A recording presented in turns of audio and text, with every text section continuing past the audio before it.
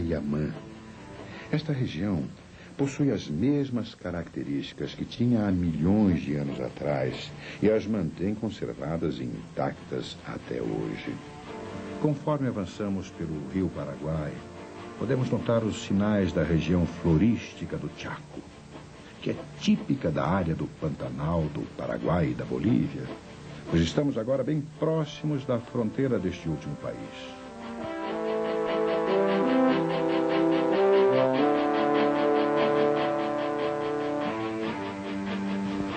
A estação ecológica do Tayamã é formada pelas ilhas de Tayamã e Sararé, e ocupa uma área de 20 mil hectares.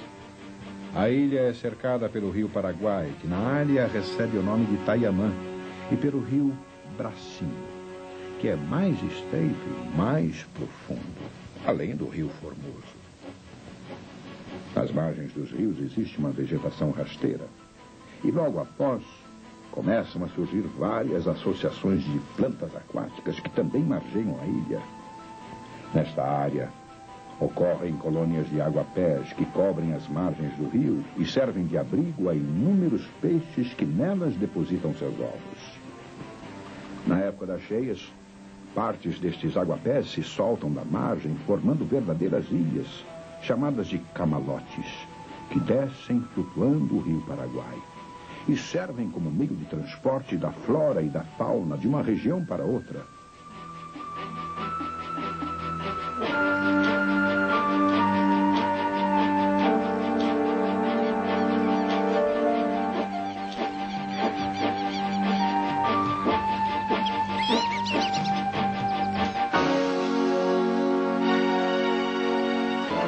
Aqui, além dos aguapés, encontramos também um estrato arbóreo e um estrato subarbustivo, principalmente onde o solo é mais firme.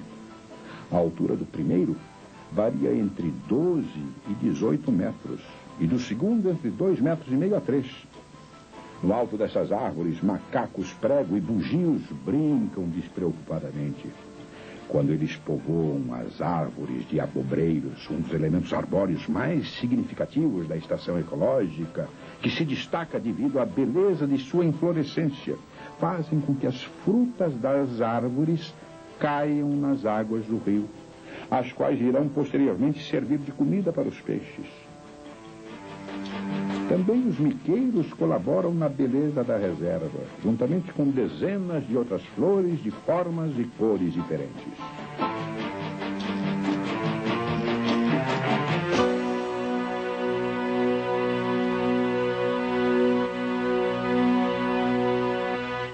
Chegando num dos pontos da ilha, avistamos ao longe o primeiro posto de controle da reserva. Este posto situa-se no ponto onde o rio Paraguai encontra-se com o rio Bracinho.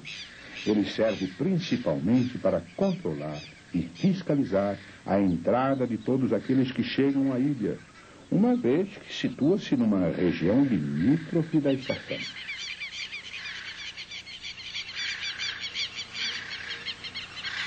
Devido ao regime de inundações periódicas ocorre no Pantanal e com bastante frequência na ilha de Tayamã, a formação de corpos d'água, denominados curichos, em baías. Os curichos são cursos d'água perenes que ligam uma baía a outra. Na época da cheia, alguns animais costumam abrigar-se em faixas de terreno mais altas e firmes, denominadas cordilheiras. Passamos agora pela Barra do Formoso, local onde termina o rio Bracinho e inicia-se o rio Formoso. A partir deste ponto, passamos a circundar não mais a ilha de Tayamã, mas sim a ilha de Sararé, com seus 7.000 hectares, e que foi incorporado à reserva em 1983.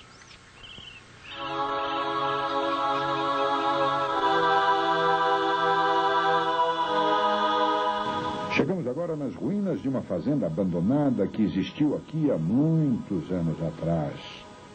Foi nesta fazenda que os últimos descendentes dos índios bororos vieram morar.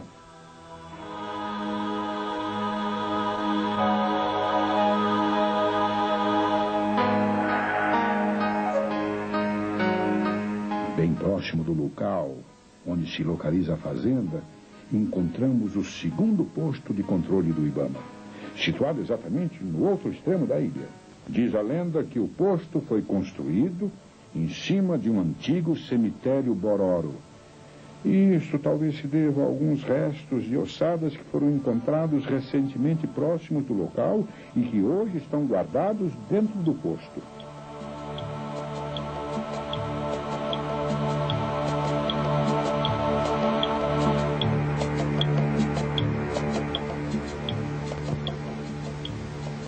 Contornamos a outra ponta da ilha e passamos pela barra do rio Sararé.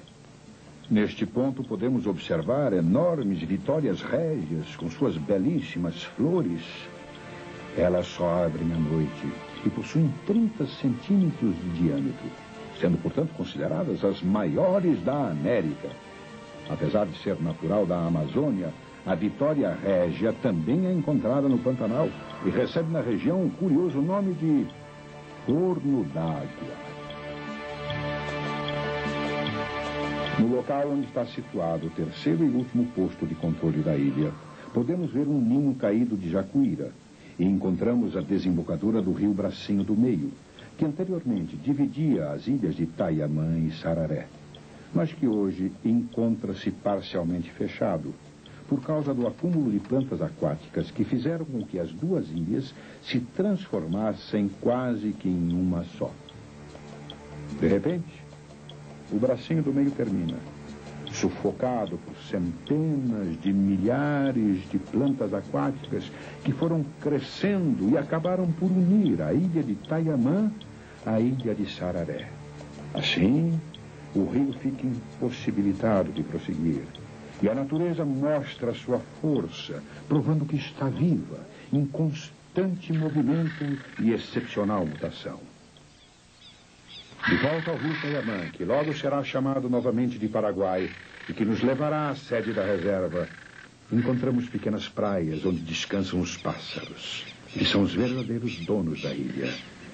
Eles são os Taiamã, os pássaros que emprestam seu nome para compor o da reserva e que partem numa belíssima revoada, bem quando o sol já começa a se pôr no lado desconhecido do Pantanal.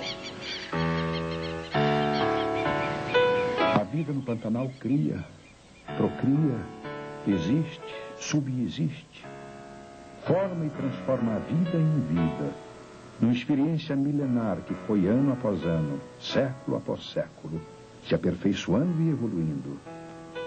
Seria justo que os seres humanos, de repente, resolvessem invadir este complexo ecossistema em equilíbrio e destruir um trabalho que a natureza levou milhões de anos para construir? Talvez seja a hora de aprender um pouco com a própria natureza.